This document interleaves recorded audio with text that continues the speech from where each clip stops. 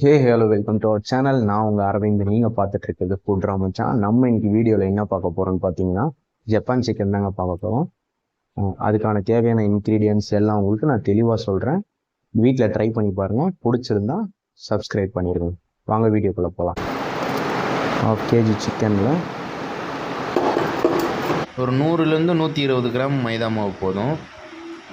First அதை போட்டு இப்போ கார்ன்ஃப்ளவர் கொஞ்சம், மைதா நம்ம எவ்வளோ போட்டோமோ அதை விட கார்ன்ஃப்ளவர் கொஞ்சம் கம்மியாக போட்டுக்கணும்.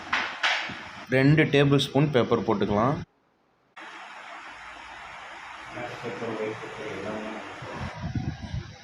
சால்ட்டு வந்து 1 ஸ்பூன்லேருந்து 1.5 ஸ்பூன்.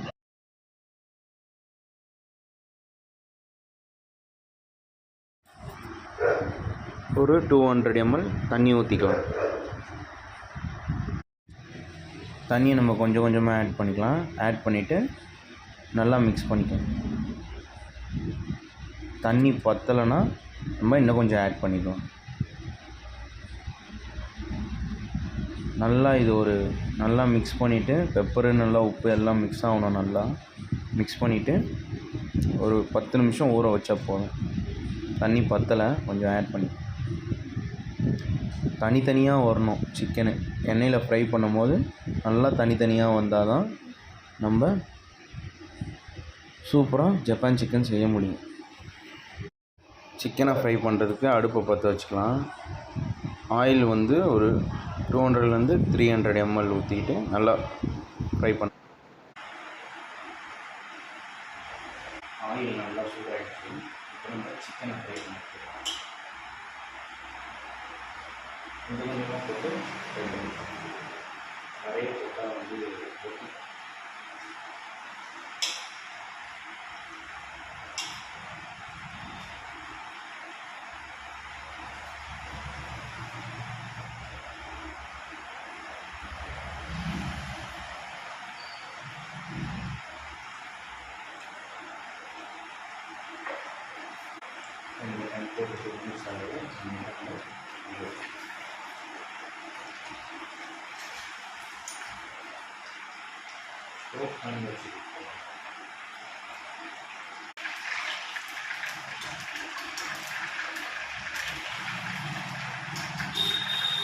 சிக்கன் ஃப்ரை பண்ணி எடுத்துட்டோம். இப்போ இந்த மாதிரி ஒரு சட்டியை எடுத்துகிட்டு ஃபஸ்ட்டு அடுப்பை பற்ற வச்சுப்போம்.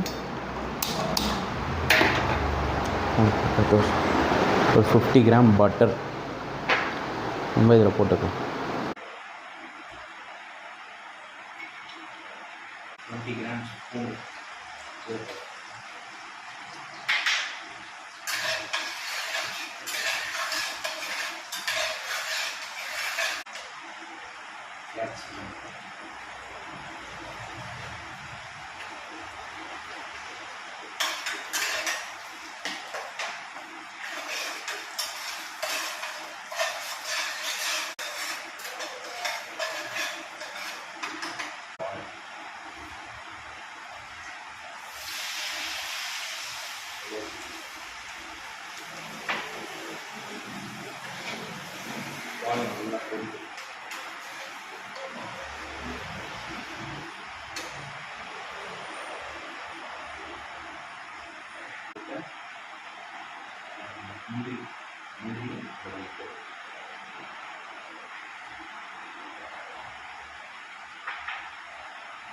ஒரு 5 டேபிள் ஸ்பூன் நல்லா அரைச்சி ஒரு 5 டேபிள் ஸ்பூன் நல்லா அரைச்சிருக்கணும். நல்லா அது ரொம்ப சாஃப்டாக இருக்கும்.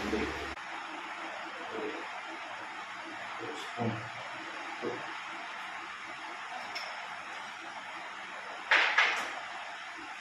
ஒரு ஸ்பூன் சர்க்கரை, ரொம்ப போட்ட ஒரு சர்க்கரை ரொம்ப ஸ்வீட்டாக.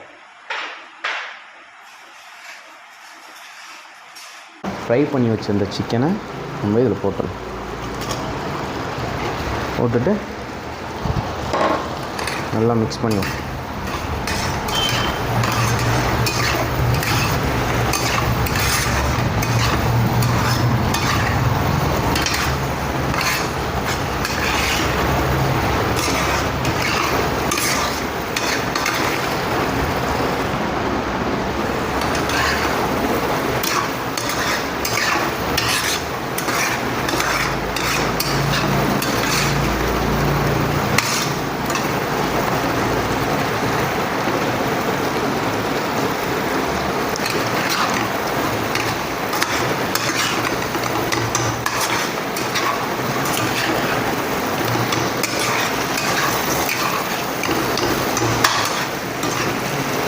ஜப்பான் சிக்கன் ரெடி ஆகிடுச்சு. இப்போ நம்ம எடுத்துருவோம்.